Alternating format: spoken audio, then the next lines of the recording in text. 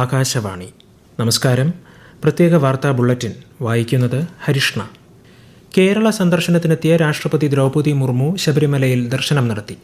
സന്നിധാനത്തെത്തിയ രാഷ്ട്രപതിയെ പൂർണ്ണ കുംഭം നൽകി തന്ത്രി കണ്ഠരര് മഹേഷ് മോഹനര് സ്വീകരിച്ചു. മന്ത്രി VN Vasavan, Devaswom board president PS Prashanth തുടങ്ങിയവരും ഒപ്പമുണ്ടായിരുന്നു. ദർശനത്തിനു ശേഷം രാഷ്ട്രപതി തിരുവനന്തപുരത്ത് രാജ്ഭവനിലെത്തി. രാഷ്ട്രപതി നാളെ രാജ്ഭവനിൽ മുൻ രാഷ്ട്രപതി KR നാരായണന്റെ അർദ്ധകായ പ്രതിമ അനാച്ഛാദനം ചെയ്യും.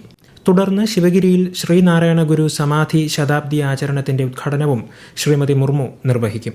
പാലാ സെന്റ് തോമസ് കോളേജിലെ പ്ലാറ്റിനം ജൂബിലി ആഘോഷങ്ങളിലും രാഷ്ട്രപതി നാളെ പങ്കെടുക്കും.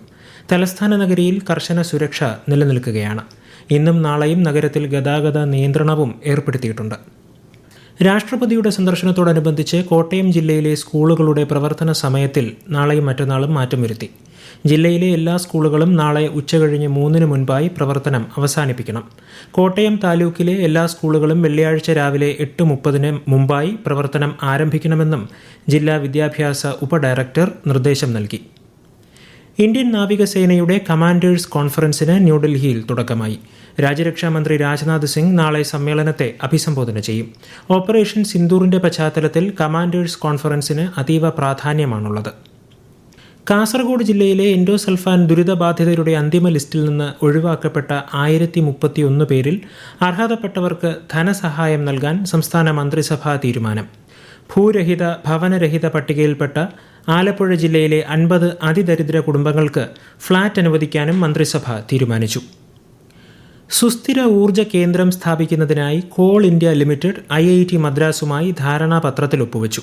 കാർബൺ തോത് കുറയ്ക്കുന്നതിനുള്ള സാങ്കേതിക വിദ്യകൾ വികസിപ്പിക്കുക, ഇന്ത്യയുടെ ശുദ്ധ ഊർജ്ജ പരിവർത്തനത്തെ പിന്തുണയ്ക്കുക എന്നീ ലക്ഷ്യങ്ങളോടെയുള്ള അത്യാധുനിക ഗവേഷണങ്ങളിൽ കേന്ദ്രം ശ്രദ്ധ കേന്ദ്രീകരിക്കുമെന്ന് കൽക്കരി മന്ത്രാലയം അറിയിച്ചു. ഒളിമ്പിക് മെഡൽ ജേതാവും ജാവലിൻ ത്രോ താരവുമായ നീരജ് ചോപ്രയ്ക്ക് ടെറിട്ടോറിയൽ ആർമിയിൽ ലഫ്റ്റനന്റ് കേണൽ പദവി നൽകി ആദരിച്ചു. രാജ്യരക്ഷാമന്ത്രി രാജ്നാഥ് സിംഗും കരസേനാ മേധാവി ജനറൽ ഉപേന്ദ്ര ദ്വിവേദിയും ചേർന്നാണ് ബഹുമതി കൈമാറിയത്. കേരളം, മണിപ്പൂർ, ത്രിപുര സംസ്ഥാനങ്ങളിൽ മാധ്യമപ്രവർത്തകർക്ക് നേരെ ഉണ്ടായ ആക്രമണങ്ങളിൽ വിശദമായ റിപ്പോർട്ട് സമർപ്പിക്കാൻ ദേശീയ മനുഷ്യാവകാശ കമ്മീഷൻ 3 സംസ്ഥാനങ്ങളിലെയും ചീഫ് സെക്രട്ടറിമാർക്ക് നിർദ്ദേശം നൽകി. 3 റിപ്പോർട്ട് ചെയ്ത 3 വ്യത്യസ്ത സംഭവങ്ങളിൽ കമ്മീഷൻ സ്വമേധയാ കേസെടുക്കുകയായിരുന്നു. 67ാമത് സംസ്ഥാന സ്കൂൾ കായിക മേളയിൽ ആതിഥേയരായ തിരുവനന്തപുരം ജില്ലയ്ക്ക് മുന്നേറ്റം. ഒടുവിൽ വിവരം ലഭിക്കുമ്പോൾ 73 സ്വർണവും 55 വെള്ളിയും 73 വെങ്കലവും കരസ്ഥമാക്കി 631 പോയിന്റോടെ തിരുവനന്തപുരം പോയിന്റ് പട്ടികയിൽ 1-ാം സ്ഥാനത്ത് തുടരുകയാണ്. 376 പോയിന്റുമായി കണ്ണൂർ 2-ാം സ്ഥാനത്തും 284 പോയിന്റുമായി തൃശൂർ 3-ാം സ്ഥാനത്തുമാണ്. ICC വനിതാ ലോകകപ്പിൽ ഓസ്ട്രേലിയ ഇംഗ്ലണ്ട് മത്സരം പുരോഗമിക്കുന്നു. ഓസ്ട്രേലിയയ്ക്ക് 245 റൺസ് വിജയലക്ഷ്യം. ഒടുവിൽ വിവരം ലഭിക്കുമ്പോൾ ഓസീസ് 27 ഓവറിൽ 4 വിക്കറ്റ് നഷ്ടത്തിൽ 135 റൺസ് എന്ന നിലയിലാണ്. കേരളത്തിൽ തദ്ദേശ തിരഞ്ഞെടുപ്പിനുള്ള അന്തിമ വോട്ടർ പട്ടിക ശനിയാഴ്ച പ്രസിദ്ധീകരിക്കും. കരട് വോട്ടർ പട്ടികയിൽ 2.83 കോടി വോട്ടർമാരാണ് ഉള്ളത്. അന്തിമ വോട്ടർ പട്ടിക പ്രസിദ്ധീകരിച്ച ശേഷമായിരിക്കും തിരഞ്ഞെടുപ്പ് തീയതികൾ പ്രഖ്യാപിക്കുക. പ്രധാനമന്ത്രി നരേന്ദ്രമോദി ആകാശവാണിയിലൂടെ ജനങ്ങളുമായി ആശയങ്ങൾ പങ്കുവയ്ക്കുന്ന പ്രതിമാസ റേഡിയോ പ്രഭാഷണ പരിപാടി മൻ കി ബാത്ത് ഈ മാസം 26-ന്.